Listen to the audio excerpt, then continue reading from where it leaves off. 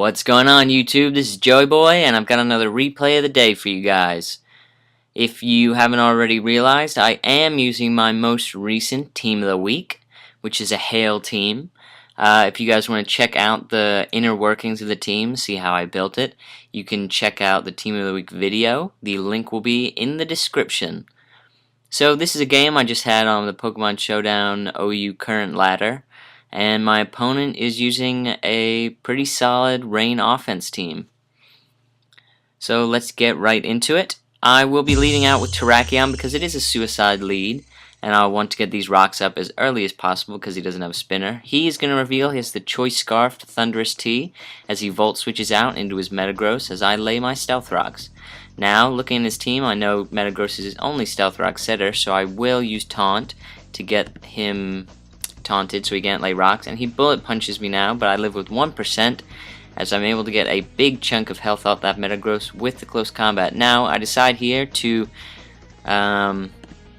preserve my Metagross, anticipating the second bullet punch, as I will switch into my Jellicent. Now his taunt does wear off, but I'm gonna Will-O-Wisp here instead of taunt just in case he is running more speed than I am. I wanted to get the burn off to lower any damage that Metagross could do. So he will be able to get up his rocks. That's not too much of a problem for my team. He's going to switch out here to Gengar as now I go for the taunt. So that doesn't help too much against Gengar, but it does prevent it from going for something like a substitute.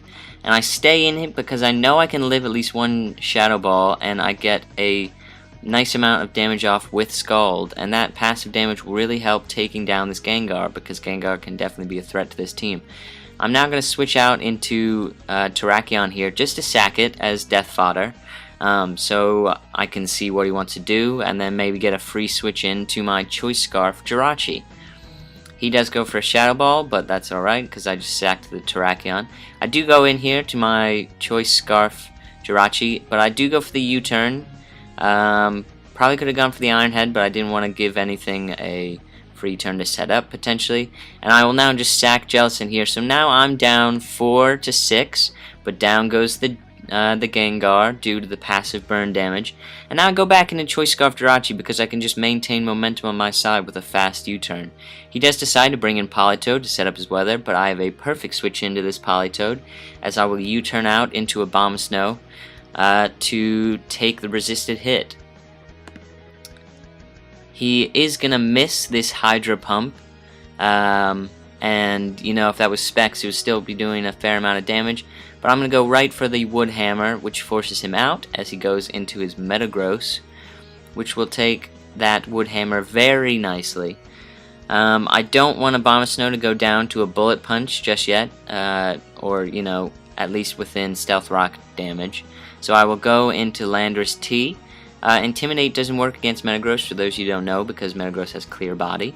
And Landorus T is going to be taking this Metagross's hits just fine.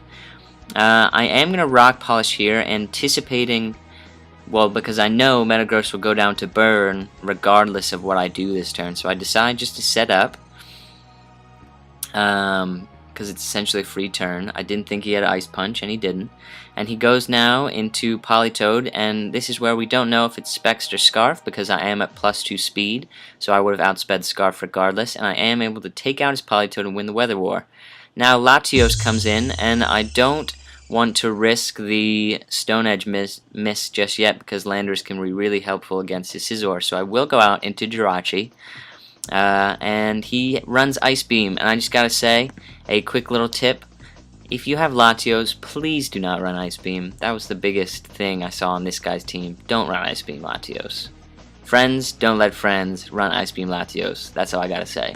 Back into the game, he is gonna anticipate the U-turn,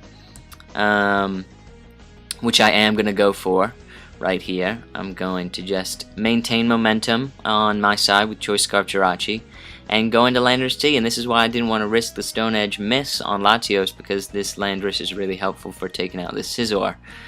I'm going to go right for the Earthquake, and that just takes that Scizor out, so that probably tells you it's probably a more offensive, not bulky Scizor, because I don't have Life Orb or anything. Anyway, he's going to go into Landorus T. I know he is Scarfed, And anticipating the HP Ice, I'm just going to sack Landorus, because Landorus is not very helpful anymore in this game, and now have a free switch into Jirachi. I'm going to go for the Ice Punch, knowing he's locked in to Hidden Power Ice because he revealed himself to be Choice Scarf right in the beginning.